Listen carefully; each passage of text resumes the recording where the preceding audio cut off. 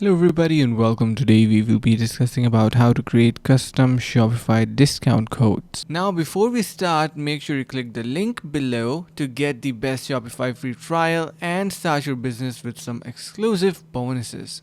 So it is actually really simple. All you need to do is head over to your products, then to gift cards and create gift cards. Or if you want to add a gift card product, you can do that. So basically this will be acting as your discount code, a custom Shopify discount codes. So you can see we have the code in here and we can get started with that. So pretty simple. You can choose your values as well and set your expiration date, and also select a customer. If you want a specific customer, you can choose specifically from the section and add your note. So that's how you can create your custom Shopify discount codes. Pretty easy. And hope this video was helpful. Finally, make sure to click the link in the description below to take advantage of our exclusive Shopify free trial to start your business right away.